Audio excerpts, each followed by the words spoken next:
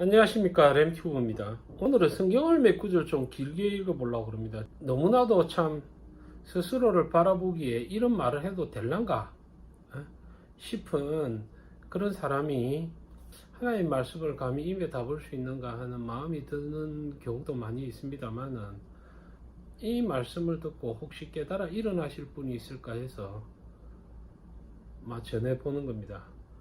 너무 항상 심각하지만은 그래도 즐겨이 들으시면 신앙생활에 크게 도움이 될 것이라고 생각합니다. 그러면 제가 얼마 전에도 한번 언급했지만은 이필찬 교수라든지 송태근 목사라든지 왜 계시록이 특별히 해석이 안 되느냐 하는 것입니다. 그 두 분의 계시록이요, 부분 해석이 매우 잘못된 것이 많이 있습니다. 그러나 그 하나하나 일일이 이렇게 지정하는 데는 시간이 상당히 부족합니다. 자, 그래서 큰 틀로 딱 보자면 송태근 목사나 이필찬 목사는요, 계시록을 들어가는 문 자체가 발걸음 시작이 잘못되어 있습니다.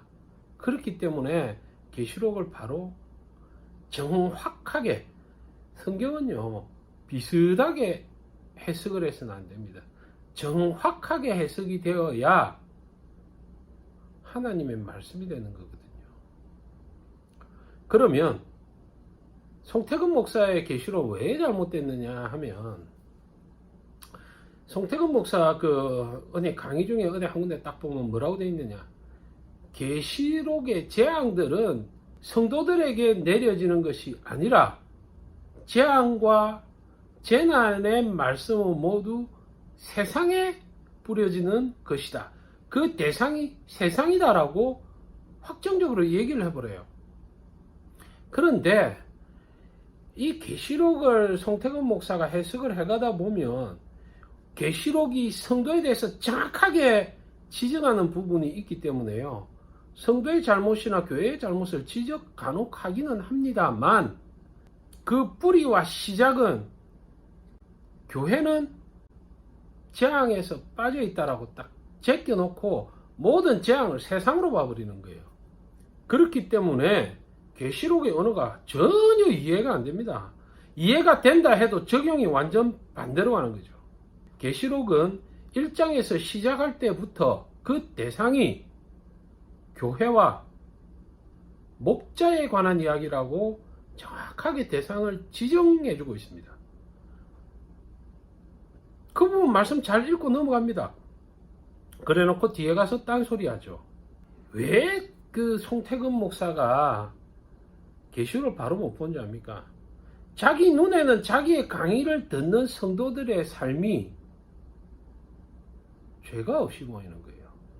하나님 앞에 마땅해 보이는 거예요. 저 정도 살아도 천국 갈 만하게 보이는 거예요.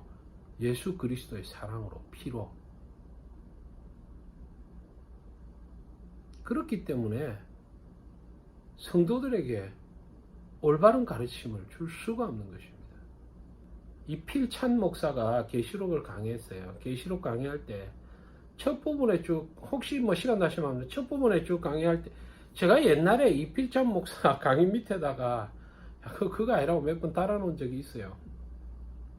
근데 이필찬 목사는 맨 처음 계시록 시작할 때 소아시아 7교회에 보낸 편지를 쭉 하면서, 자, 소아시아 7교회에 보낸 편지 중에서 한 80%가 책망이에요. 한 8, 90%가 책망일 뿐만 아니라 멸망을 예언하고 있죠. 너희는 그래서 안 된다, 그래서 안 된다, 그래서 버림받는다, 너희는 첫사랑을 버렸다, 너희는 벌거벗고 다니고 있다, 너희는 소경이 되었다, 너희는 귀머거리가 되었다.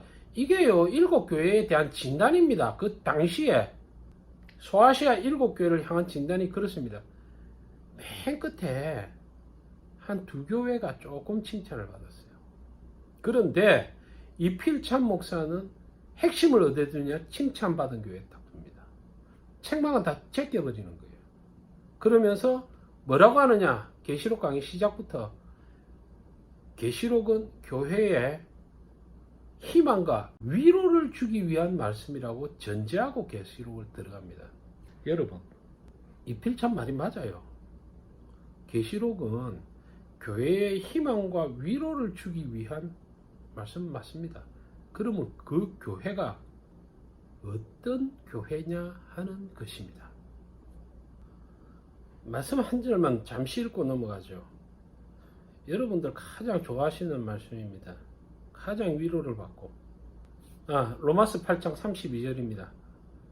자기 아들을 아끼지 아니하시고 우리 모든 사람을 위하여 내주시니까 어찌 그 아들과 함께 모든 것을 우리에게 주시지 아니하겠느냐. 누가 능히 하나님께서 택하신 자들을 고발하리요. 의롭다 하시니는 하나님이시니 누가 정죄하리요. 죽으실 뿐 아니라 다시 살아나시니는 그리스도 예수시니 그는 하나님 우편에 계신 자요 우리를 위하여 간구하시는 자시니라. 누가 우리를 그리스도의 사랑에서 끊으리요. 환난이나 공고나 박해나 기근이나 적신이나 위험이나 칼이랴. 기록된 바 우리가 종일 주를 위하여 죽임을 당하게 되어 도살당할 양같이 여김을 받았나이다 한것 같으니라. 그러나 이 모든 일에 우리를 사랑하시는 이로 말미암아 우리가 넉넉히 이기느니라. 내가 확신하노니 사망이나 생명이나 천사들이나 권세자들이나 현재일이나 장래일이나 능력이나 높음이나 깊음이나 다른 어떤 피조물이라도 우리를 우리 주 예수 그리스도 안에 있는 하나님의 사랑에서 끊을 수 없느니라. 여러분 신앙을 한번 돌아보십시오. 여러분이 저 말을 들을 만한 사람입니까? 볼까요? 저 말을 가지고요 절대 구원받는다고 거짓 목사들이 성도들을 미혹합니다. 그러나 저 말을 들었던 성도들의 삶을 한번 보십시오. 35절 환난이나 공고나 박해나 기근이나 적신이나 위험이나 칼이랴.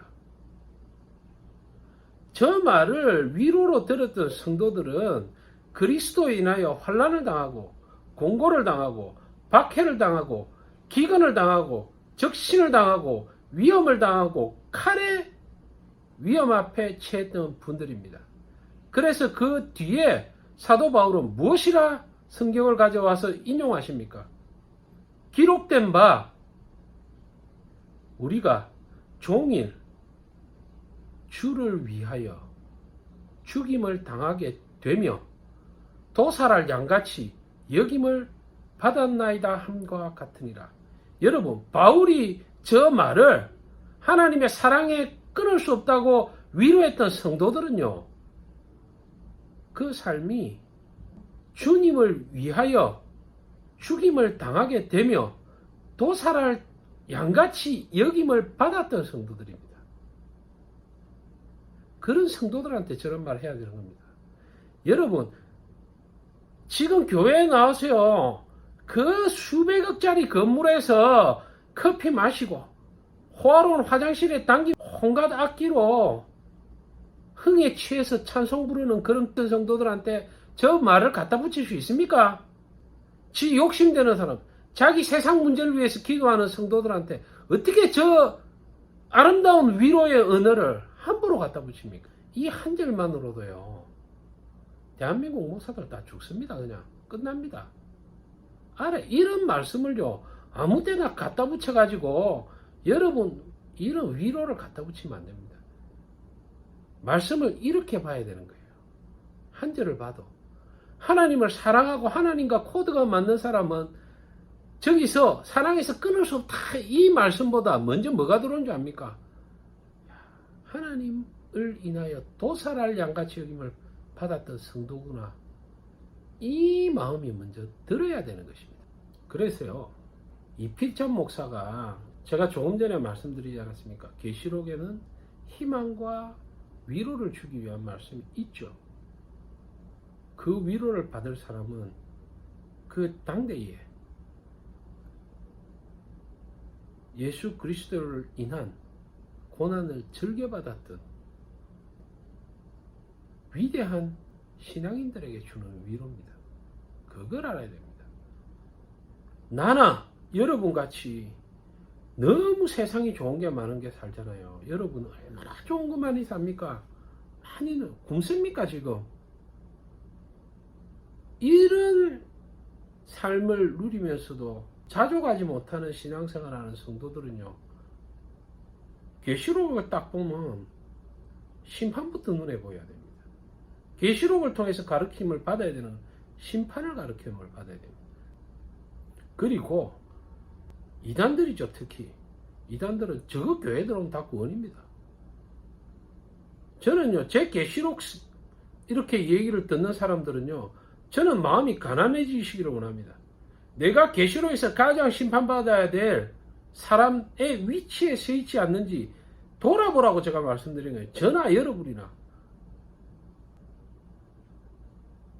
계시록은요, 제대로 강의하는 목사는 그 심판과 재앙이 자기 성도들에게 내림을 가르칠 수 있어야 구속사의 기본적인 원리를 이해하고 있는 목사들인 겁니다. 제가 왜 계시록에 있는 모든 그 심판의 말씀이 성도들한테 가야 되느냐? 기본적으로 말세 때는요, 구원받을 사람이 적기 때문입니다. 한국 교회에, 그 큰 교회에 수십만 명 그거 다 구원받는다고요? 정말 목사에 비해서 그런 말을 뱉으면 안 되는 겁니다. 구속사의 기본도 모르는 겁니다. 자, 그러면 제가 정말 구속사의 기본 원리가 무언가, 진짜 신학이 말하는 것이 무엇인가를 조금 읽어보도록 하겠습니다. 마태복음 22장의 비유입니다. 22장. 예수께서 다시 비유로 대답하여 가라사대 천국은 마치 자기 아들을 위하여 혼인잔치를 베푼 어떤 임금과 같으니 그 종들을 보내어 그 청한 사람들을 혼인잔치에 오라 하였더니 오기를 싫어하거늘 다시 종들을 보내며 가로되 청한 사람들에게 이르기를 내가 오찬을 준비하되 나의 소와 살찐 짐승을 잡고 모든 것을 갖추었으니 혼인잔치에 오소서 하라 하였더니 저희가 돌아보지도 않고 하나는 자기 밭으로 하나는 자기 상업차로 가고 그 남은 자들은 종들을 잡아 능욕하고 죽이니. 예. 여러분, 이 혼인잔치에 초대한 하나님이 초대되었던 자들이 누굽니까? 이스라엘 백성이었습니다. 즉 구약 교회였죠. 그런데 하나님 뭐라고 말합니까? 구약 교회가 자기 밭으로 자기 상업차 지껏 배불리고 지껏 한다고 하나님의 혼인잔치는 딱 쌩깐 거예요. 그리고 마지막에 그 초대하기 위해서 불렀던 종들을 능욕하고 죽였다는, 그게 뭐냐? 선지자들을 죽이고 능욕했다. 그거 쭉 나오잖아요. 다 죽였다. 그래서 7절에 임금이 노하여 군대를 보내요. 그 살인한 자들을 진멸하고. 여러분, 이스라엘을 보고요, 하나님이 살인한 자들이라 합니다. 왜? 하나님의 보낸 종들을 말은 안 듣고 다 죽였거든요. 여러분 생각에는 이스라엘이 혼인잔치에 초대되어 간 것 같지만은 초대만 돼서 안 가고 하나님이 다 죽였습니다. 임금이 놓아여, 하나님이 놓아여 이스라엘을 진멸하고 동네를 불살랐다 안 합니까? 계속 8절 읽어보겠습니다. 이에 종들이 이르되 혼인잔치는 예비되었으나 청한 사람은 합당치 아니하니 사거리 길에서 사람을 만나는 대로 혼인잔치에 청하여 오너라 한데 종들이 길에 나가 악한 자나 선한 자나 만나는 대로 모두 데려오니 혼인자리에 손이 가득한지라 임금이 손을 보러 들어올 새에 거기에 예복을 입지 않은 한 사람을 보고 가로되 친구여 어찌하여 예복을 입지 않고 여기 들어왔느냐 하니 저가 유구무언이거늘 임금이 사환들에게 말하되 그 수족을 걸박하여 바깥 어둠에 내어 던지라. 거기서 슬피 울며 이를 갈미 있으리라. 자, 이스라엘 완전히 군대 보내가 살인한 자들로 정죄를 한 다음에 이스라엘을 진멸했어요. 그리고 혼인잔치를 다시 예비하여 신약 교회 시대를 연 것을 혼인잔치에 청하여 데려오는 사건으로 예수께서 비유를 하시고 계신 겁니다. 닥치는 대로 전도해서 데리고 왔죠. 교회에. 지금 어떤 시대입니까? 혼인잔치에 닥치는 대로 사람을 넣어놓은 상태입니다. 그러면 교회 들어온 사람들 다 구원받는다고요? 헛소리입니다. 교회는요, 닥치는 대로 혼인잔치에 열어놓은 상태예요. 그거는 예복을 입지 않은 사람들이 많단 말입니다. 여기서 한 사람을 보고 있는데 한 명이 말하는 게 아니에요. 여러분, 이거 대표단수라 한다니까, 대표단수. 그러니까 한 사람이라 해서 적은 수가 아니고 이 한 사람이 대부분입니다. 그래서 예복을 입지 않은 자는 바깥 어두움에 내어 던지리라. 슬피 울며 이를 갈매. 이는요, 청함을 받아서 교회에 들어온 사람이 어두움에 내 던진 후에 슬피 울며 이를 갈매 있습니다. 그러면 이런 예수 그리스도의 비유를 아는 사람이면 계시록을 어떻게 보겠습니까? 자기 교회에 있는 성도를 청함을 받은 사람들로 보겠습니까? 택함을 받은 사람으로 보겠습니까? 혹자는 이렇게 말하겠죠. 야, 예복을 입지 않은 사람, 예복 한 사람 아니야, 한 사람. 나머지는 많다 아이가 한두 명이겠지. 그렇게 가르치는 목사들이 있겠죠. 여기까지만 읽어놓고. 그런 걸 보고 거짓 목사랍니다. 14절을 읽어보겠습니다. 청함을 받은 자는 많되 택함을 입은 자는 적으니라. 여러분, 교회에 청함을 받아서 들어온 사람은 많아요. 그러나 택함을 받은 자는 적습니다. 그런데 이필찬이나 송태근이나 자기 앞에서 설교 듣고 있는 그 부자 동네 성도들 앞에 놔두고 위로와 사랑을 전하니 하나님의 진노가 없니? 너희는 구원을 절대 놓치지 않는다니. 그게 어떻게 바른 계시록 해석이 됩니까? 예수 그리스도하고 완전히 반대되는 해석을 하는 거죠.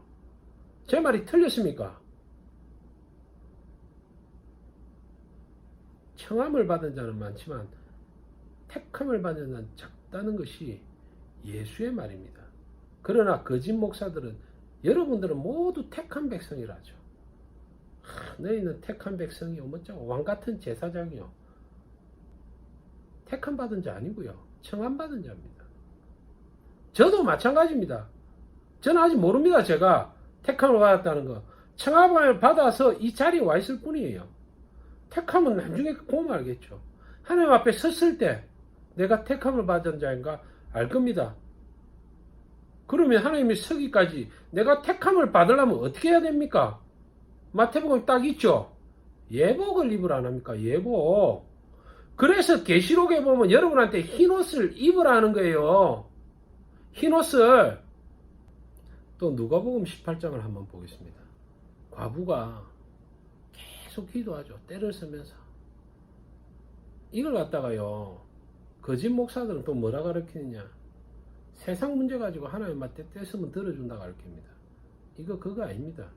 자, 누가복음 18장 7절.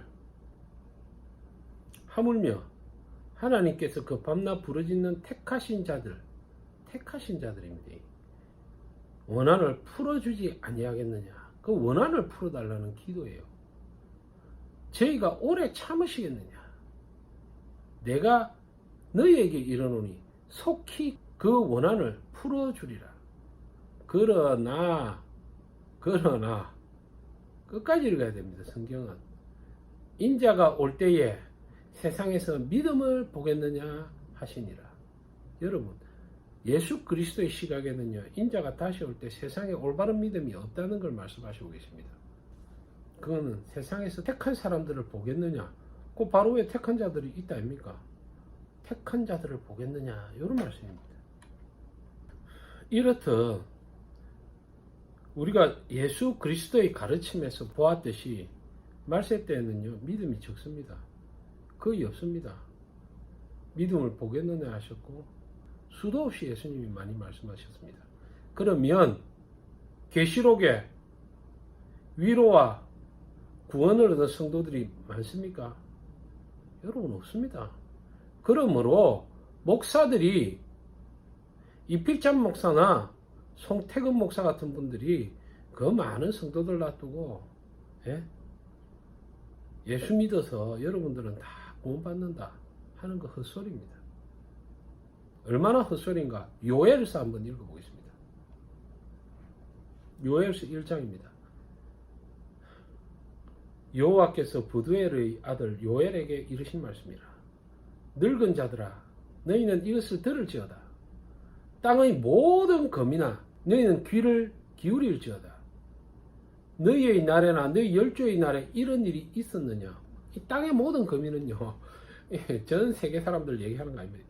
이스라엘 백성만 합니다. 그러니까 밑에 보면 너희 열조의 날에 이런 일이 있었느냐 이렇게 말씀하시죠. 너희는 이 일을 너희 자녀에게 고하고 너희 자녀는 자기 자녀에게 고하고 그 자녀는 후시대에 고할 것이니라. 이 무슨 말입니까? 성도들, 하나님의 아들들, 하나님의 자녀들은요, 이 말씀을 자녀에게 고해서 명심하라는 소리입니다. 명심하라. 요엘서 1장에 요엘 선지자로 하나님이 명심하라 하는 말이 딱 있습니다. 그게 4절입니다. 팥종이가 남긴 것을 메뚜기가 먹고 메뚜기가 남긴 것을 늑이 먹고 늑이 남긴 것을 황충이 먹었도다. 야, 여러분 재밌지 않아요? 하나님의 자녀들에게 네 자녀에게 고하고 네 자녀에게 고하고 세상에서 이렇게 살고 하나님 이렇게 섬기고 하나님을 위해서 훌륭한 일을 하고 이런 거 고하라 했습니까? 요엘 선지는 하나님이 자녀에게 딱 너가 가장 사랑하는 자녀를 살리는 방법 딱 요거다. 후시대에 계속해서 신앙인들은 고함을 받아야 돼. 자기 자녀들에게 고해야 될 말. 여러분 자기 자녀에게 가장 귀한 것을 고하지 않겠어요? 그게 뭔지 압니까? 웃긴 이야기를 고하라는 게요. 하나님이 요엘 선지자를 통해서 웃긴 이야기. 무슨 헛소리입니까? 저뭐 이거요. 하나님하고 코드가 안 맞으면 이게 무슨 말인가도 모릅니다. 팥종이가 남긴 것을 메뚜기가 먹고 메뚜기가 남긴 것을 늑이 먹고 늑이 남긴 것을 황충이 먹었도다. 이 말은 무슨 말이냐면 구원받을 자가 거의 없다 이 말입니다. 성경은 추수로 비유하거든요. 추수할 것이 없잖아요. 팥종이가 좀 남가놨더만 메뚜기가 와서 묵고 메뚜기가 작게 남가놓은 거를 늑이 와가지고 먹고 늑이 남긴 것을 황충이 먹어붙거든요. 여러분 보이시죠? 계시록에 황충이 왜 등장하는지. 성도들이 명심하라. 너희 자녀에게 성도들은 명심해. 하나님의 백성들은 자녀에게 명심하라고 해야 될 말은 뭐냐? 다시 말씀드리면 구원받기 어렵다. 구원받는 자들은 적다. 다 파묻고 맨놈 안 남다. 이겁니다. 성도들은요 이걸 명심해야 돼요. 명심. 그런데 이 필찬이나 송대현 가성 교수 이런 말 합니까? 계시로 우리 교회에 있는 놈들은 전부 다 구원받았다고 있잖아요. 하나님의 백성은요 팥종의 먹이가 되고 팥종이가 묵다 남긴 거 메뚜기가 와서 띠묻고 메뚜기가 남긴 것을 누가 먹냐 합니까? 맨 끝에 황충이 먹습니다. 이게요 구약에서도 다 배임을 받고 다 먹힘을 받고 구원받는 사람 거의 얼마 안 되고 하나님 택하신 선민 이스라엘이 그랬는데 바울이 뭐라 합니까? 야, 접붙임 받은 너는 다 갑니다. 그걸 알아야 송태건이나 이필차이 같은 강의를 안 하죠. 에스겔서 9장입니다. 여러분 성경 많이 읽으십시오. 이런 제가 저는 저 말하기는 싫고요. 성경 말씀을 읽어주는 데서 오히려 하나님 말씀 들으시면 느끼실 수 있으리라고 봅니다. 성경 말씀도요. 저 앵간하면 구절구 때가 안 있습니다. 다 읽는 게 좋거든요. 에스겔서 9장은 놀라운 환상이죠. 이 보면요 계시록 그림하고 상당히 비슷합니다. 살려가는 기계를 잡고 딱 나오거든요. 누구 죽이려고? 이스라엘 자손 죽이려고 하나님이 살려가는 기계. 얼마나 무섭습니까 여러분. 살려가는 기계를 들고 나온답니다. 하나님이. 에스겔 9장 1절 그가 또 큰 소리로 내 귀에 외쳐가라사대 이 성읍을 관할하는 자들로 각기 살려가는 기계를 손에 들고 나오게 하라 하시더라. 내가 본 적 6사람이 북향한 윗문길로 쫓아오는데 각 사람의 손에 살려가는 기계를 잡았고 그 중에 한 사람은 가는 베옷을 입고 허리에 서기관의 먹거리를 찼더라. 그들이 들어와서 놋 제단 곁에 서더라. 계시록의 그림하고 막 비슷비슷하죠. 그rum에 머물러 있던 이스라엘 하나님의 영광이 올라서 성전 문지방에 이르더니 여호와께서 그 가는 베옷을 입고 서기관의 먹그릇을 찬 사람을 불러 이르시되 너는 예루살렘 성읍 중에 순행하여 놀라운 말씀 나옵니다. 그 가운데서 행하는 모든 가정한 일로 인하여 탄식하며 우는 자의 이마에 표하라. 여러분이 신학에 눈이 뜨지면요, 대한민국과 이 전 세계 하나님의 교회에 행해지는 모든 가정할 일로 탄식하며 울어야 됩니다. 지금요, 내 문제 해결해 주세요 기도 그런 게 안 나옵니다. 눈에 보이면요, 탄식하고 우는 마음이 생겨야 됩니다.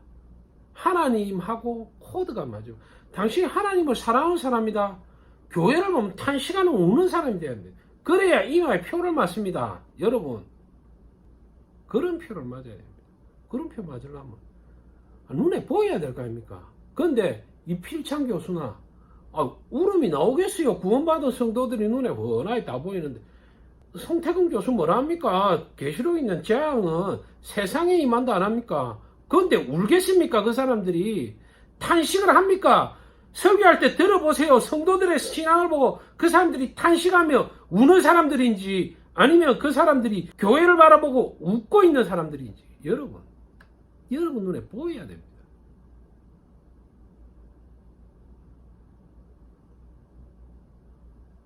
5절입니다.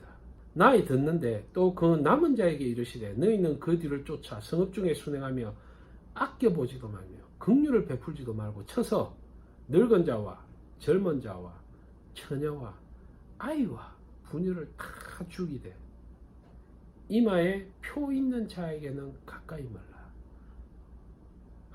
무서운 말이 탁 나오죠.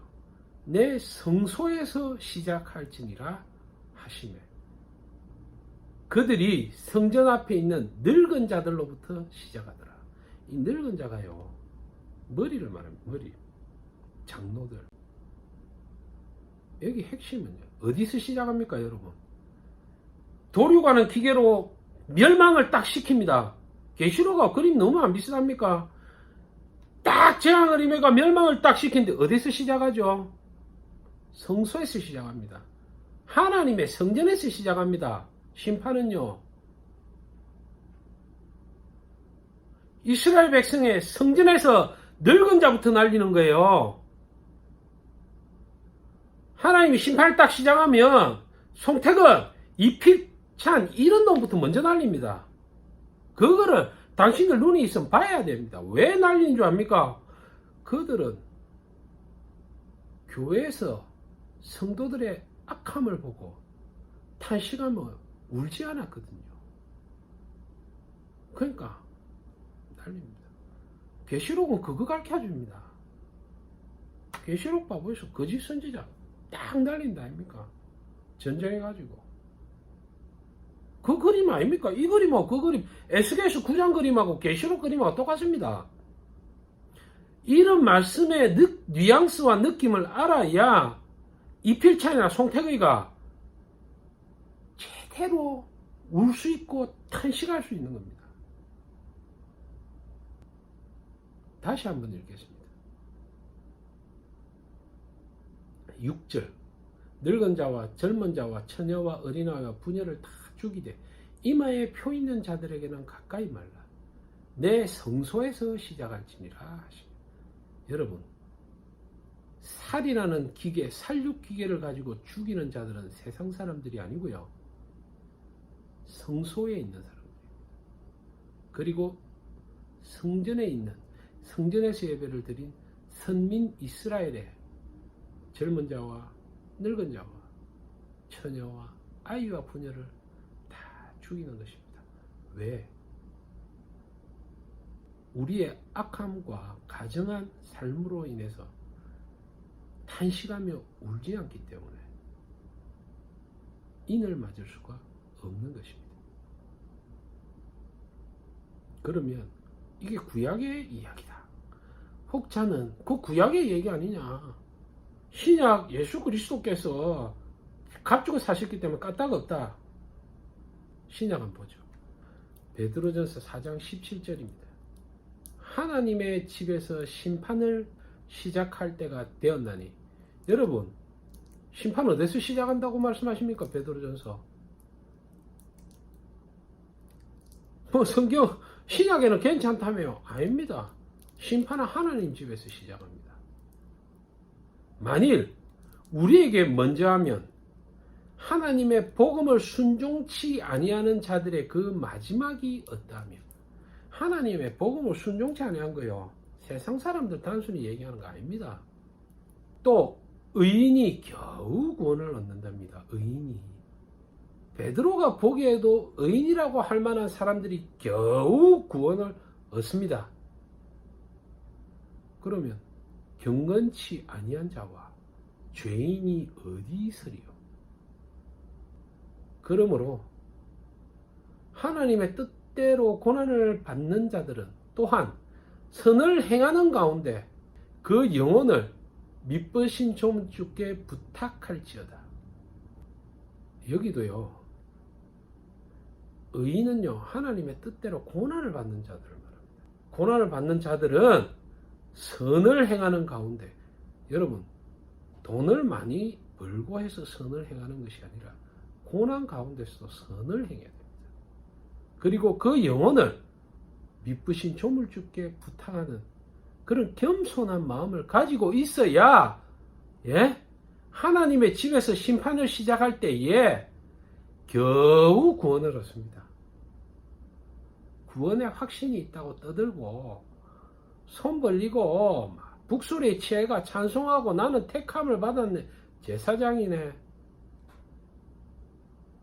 여러분, 그런 성도들을 보고 책망하고 올바른 신앙으로 너희는 울어야 된다, 너희는 가정한 일로 울어야 된다, 애통해야 된다, 탄식해야 된다고 가르치지 못하는 송태근 목사나 이필찬 교수는요, 타이틀이 교수고 인품이 훌륭하고 아무리 가르침이 고급스러워도 거짓 목자요, 거짓 선지자입니다.